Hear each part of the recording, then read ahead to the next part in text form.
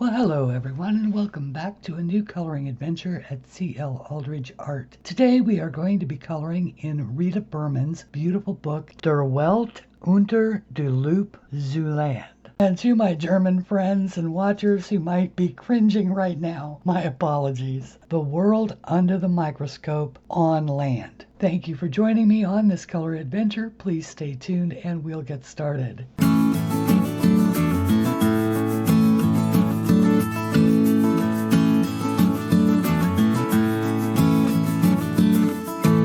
Welcome back. This is a page that we started on Sunday in my regular Sunday live stream. I did color it trying to match this leaf that I saw there on the cover. It didn't work out well with the color that I selected for the birds, so I've corrected it, made it a much darker green, along with a correction that I made on the tail that is different than we started with on Sunday. Today we are going to be using the Arteza Real Brush Pens, water brush, plastic palette, and of course my ever-present paper towel.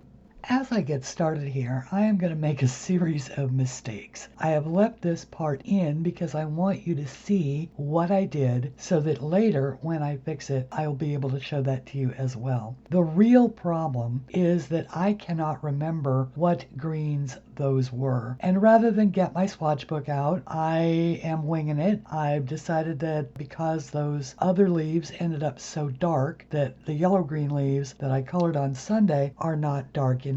So I'm going to try and darken those up with a blue-green because I can't seem to remember that I should be doing this with a yellow-green. And if I were going for leaves that look like this would be a very fine process. Now, there is nothing wrong with these. It's just that they're not the way I envisioned it. They are right this very second, but when they dry, they are just as light as they were before. And I finally figured out that this is a function of the fact that this water brush is putting out a ton of water. It's putting out so much water, I soak through the paper and it does bleed through to the other side. Now, this is not something that is not fixable, but if you are going to layer colors in multiples over each other, be sure that you do allow a sufficient dry time between the layers to prevent that bleed through. I didn't ruin the page underneath, but I came close. So let that be a lesson for all of us. Mistakes get made. It is how we fix them.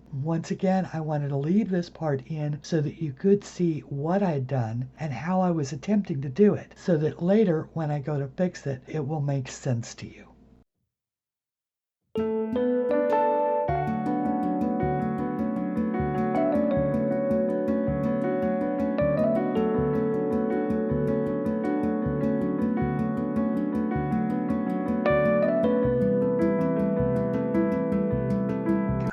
Completed the leaves with a first coat of the yellow green, and now I have in my hands the moss green and the seaweed green. I will quickly realize that the moss green is the wrong green, so I'm going to switch it out for the olive green on the next leaf, and that is a much better green. It is a little bit lighter and it will give the contrast that I'm looking for against the darker of the seaweed green. I will do all of the leaves that are this size and shape in this same color scheme so that it resembles the one that I've already done. At the end, I will run a bead of gold gel pen down the center vein of each one to give it a little definition, as I realize that the colors do blend together and the black outlines of the veins that Rita has drawn don't show up very well. So in order to define them, I will use the gold gel pen, and it looks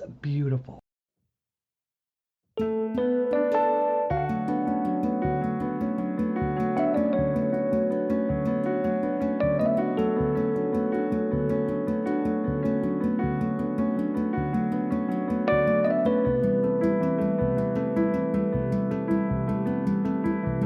I will continue to color these leaves and we'll be right back. And now I'll show you how I'm going to fix these other leaves. What I have is the pea green. It is a beautiful yellow green, and I'm using the base layer that I already put down to allow me to see a definition of just a little highlight on each one of the leaf extensions. So I will add that in, and they do end up being solidly colored, but because of the little highlight and because of the layers underneath, they do end up looking a little bit more natural. They do look a little more uniform, yes, but I do think that that darker green serves the piece better than the lighter green with the dark green of those other leaves. And I just love the effect with these real water brushes. Basically, these pens are just water brushes filled with color, and I would imagine that if they were refillable, that you could simply refill them with water and they would serve as a water brush. So I can't imagine that they are refillable, but it would be nice if they were. I do love the way that this turns out. Now I'm going to take the bright green and just go over those little highlighted areas, and it is enough to change them from dull to really a beautiful shade of green. Now those are all done, and I'm ready to start on the berries. Of course, there are a lot of berries on this page. I've got the wine colored pen in my hand, so I'm just doing a bottom kind of semicircle, like a quarter moon on the bottom of each of the berries and in the darkest spots where they would be overlapping each other. Then I've also got the bright red and the peony pink. So I'm going to do these in 3 layers, starting with the wine color, which I'm doing now, and then it'll be topped by red, and then finally I'll leave a highlight at the very top of each berry that I'll do in the peony pink. I love this red color. It is a true and beautiful red, and it is just bright and gorgeous. It was one of the real pleasures of this Arteza water brush set, discovering this particular red. It is just gorgeous. I'll top that with the peony pink. And isn't that just a lovely, subtle effect? It looks like there's sunlight shining down on our little berries. It's like magic. And that's what color means to me. Coloring is like working magic on the page. It doesn't seem to matter what medium I'm using, whether it's a water medium or a colored pencils. Color just seems to be magic on a page. I love to use it.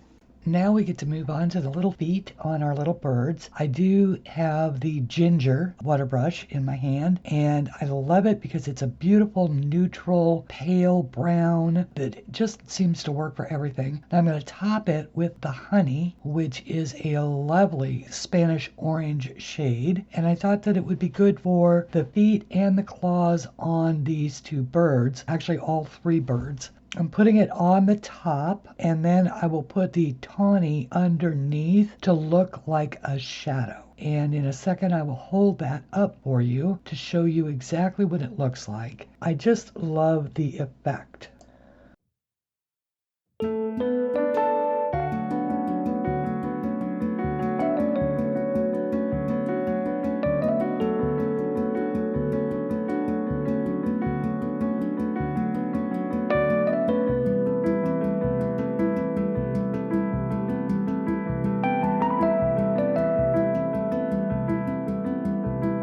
Now I'm moving on to the berries that are in the basket. I wanted to show you these just because the technique is a little bit different. Rather than doing the half moon underneath, I am outlining the underside where the berries would come together, leaving just a hair's breadth of a space above that red for the peony. Since these are all close together in the basket, I didn't want to do them quite as brightly as I'd done the hanging berries.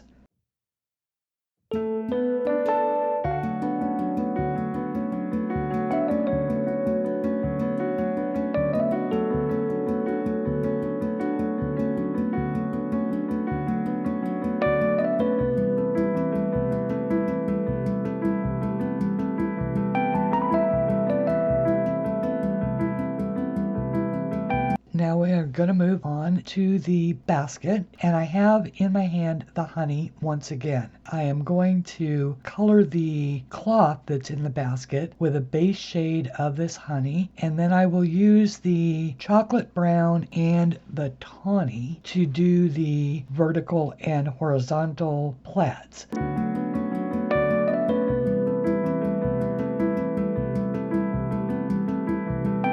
So this one is the chocolate brown, and I'm doing it on the dark side, and I will then, when I do the embellishing, I will come down one side of that dark brown with the gold gel pen. The cross threads are the tawny color, which is just different enough from the honey so that it stands out, but not so different that it looks harsh. Once it's dry, it'll be much lighter.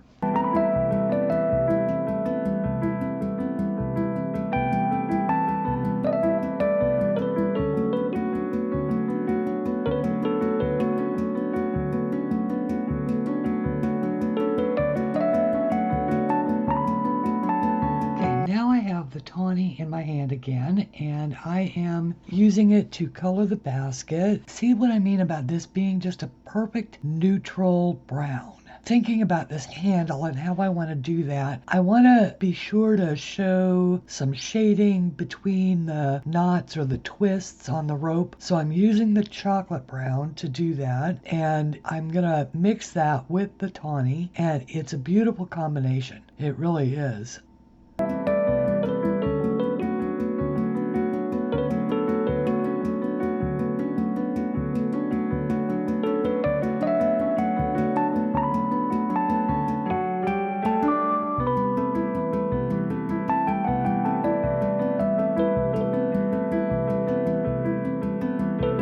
So that's the tawny that I'm using on top.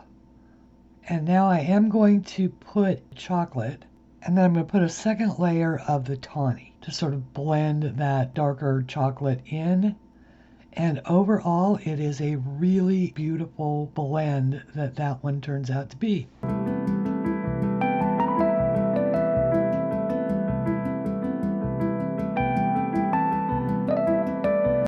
Now I get to choose the colors for the third bird, and I'm choosing the mulberry pink, the lavender purple, and the orchid purple. And with those three, I'm hoping to get the effect that I want.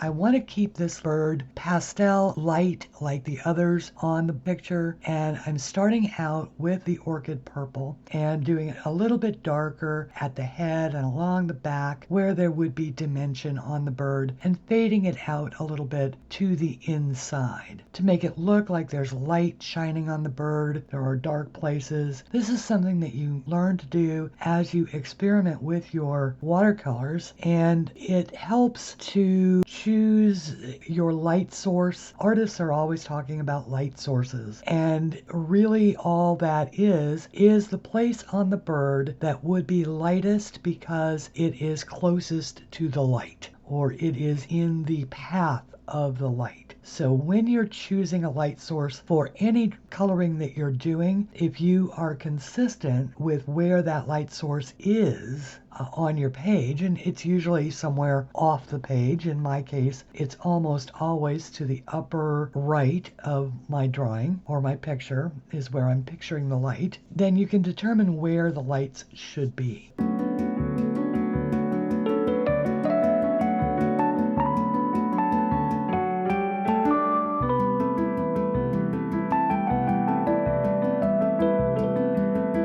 Now I'm using the mulberry pink and coloring in the body of the wing, and it is just different enough from the orchid purple and the lavender to be different, but not so different they clash. I'm also going to use the mulberry pink on the body of the feathers, starting out darker at the top of each feather and then doing single stroke all the way down to lighten them up toward the bottom.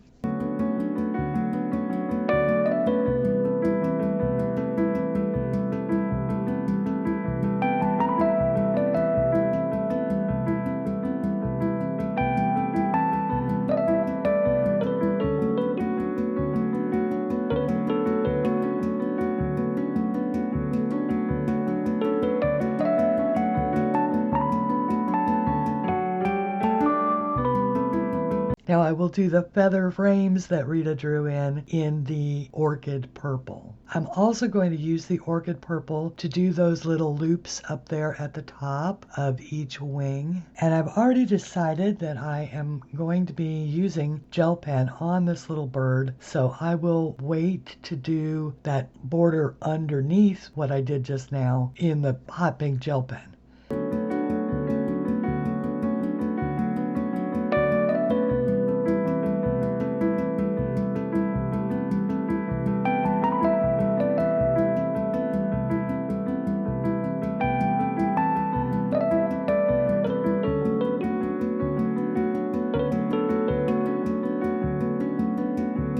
And now I'm going to choose the mulberry pink and really diffuse it down to do the face.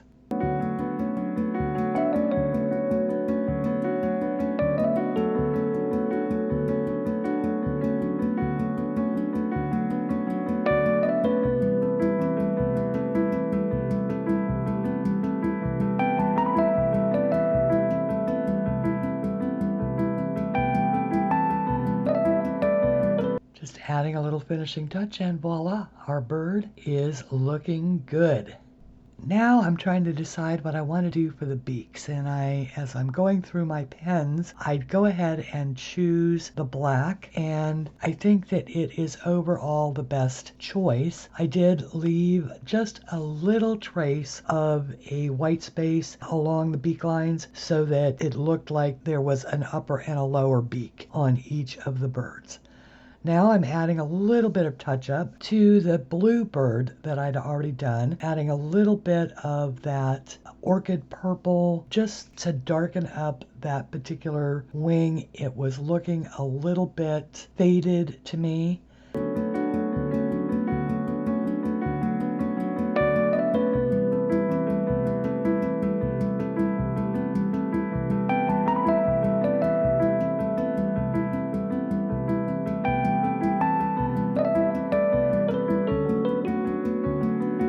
Just adding the little feet on this one, and it is looking good. I'm not displeased with it at all.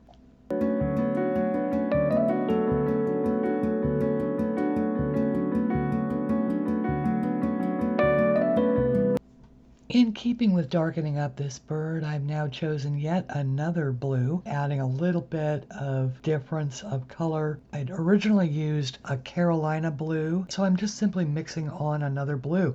And you can do that as many times as you like with watercolors. As long as you are staying within the same family, you're less likely to create mud, and I think it looks pretty good.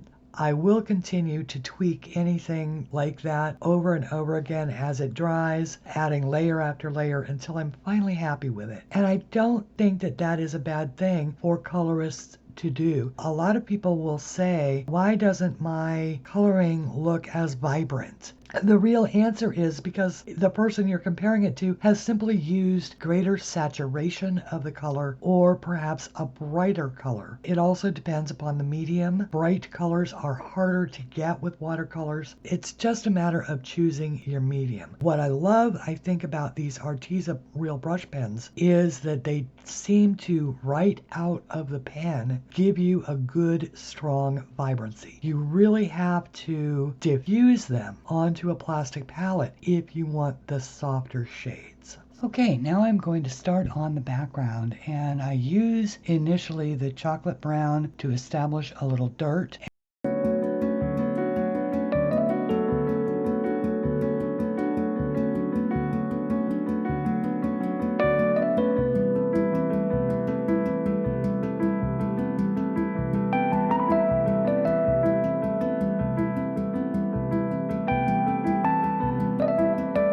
Then I pick the acid yellow initially to diffuse onto this plastic pad and do a simple yellow sunlight background. Now I will switch to the bumblebee yellow because ultimately when this acid yellow dries, I don't much care for the color. So I'll switch it over to the bumblebee yellow, which is a little warmer, and it's a very tedious process doing a background on a piece like this, all one color. So I won't ask you to watch the whole thing. I'll just snap my fingers, and here it is completed. So now I'm just going to add some finishing touches using the full strength pen on the little circles. I really like the way that the background turned out on this. It is a little splotchy, but it's really sort of intentionally that way. Two things were at work. One was that it really is tedious to get into all of those little spaces behind. And the other thing is I thought it would give a little bit of a misty, cloudy effect if I left a little bit of white space. Okay, so now I have the gel pens out. These are the Pentel Hybrid Metallic Glitter Gel Pens, dual metallic and glitter. And I'm using the hot pink to outline a little bit the dots, to add some accents into the faces. I'll do that same thing with that same pen on the second bird.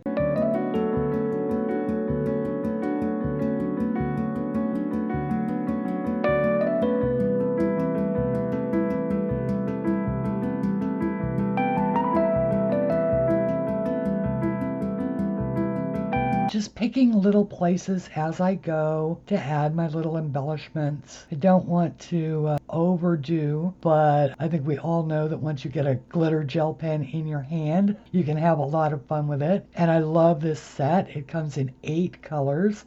That's the purple. I think I end up using the purple, the pink, the copper, and the gold. And just picking little spots, little things to do. Now I've decided to do one of the 4 curves on each of these little wing feather cap things. Just have fun with it. When you are embellishing, when you've got your Posca or your glitter gel pens in your hand, just have fun with it.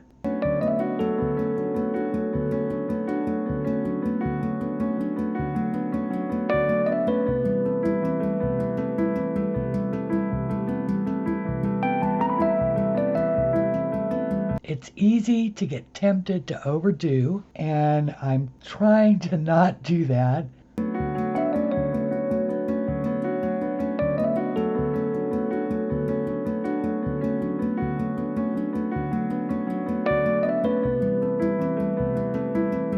This little bird down here is being neglected, so we'll give him some loving.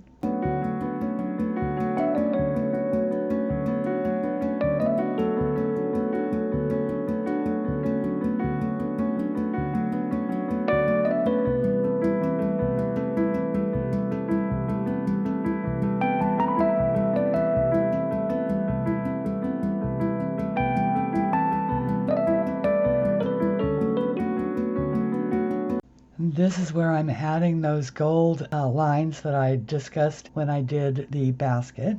And of course you have to admire the glitz. Well, hello everybody, and I've come back to you in real time for the final finish and to show you something. As you can see, I have added gold gel pen on these leaves that I talked about, and you can see where I put it on the birds and on the basket and all of that.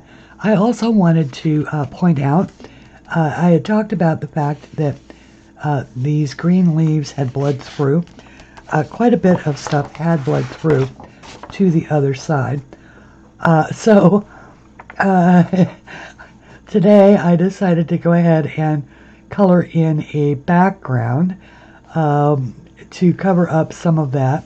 There is still a little bit down here, but I haven't colored these parts yet. I was really just playing around here. I had seen Karen Zucchini Kitty on her channel do a sun using pieces of a sticky pad note, the sticky pieces, to lay in some sun rays. I wanted to give that a try, and so this is my not as good as hers attempt at putting it in, but I like the I like the thought process, even if I didn't execute it particularly well. Anyway, I thought that you would like to see that, and of course, because I always like to show the actual finished product wherever I can. So, from my little helper Coriander, who did not make an appearance this episode, but who will return, I'm sure, when she feels like it. Please take care of yourselves. Be safe. Do the things that they're asking us to do to endure this global pandemic. And until we meet again, color something pretty. Bye, everybody. And if you like what you've seen here, please do click that like button and subscribe. I wonder what kind of coloring she's doing in her dreams.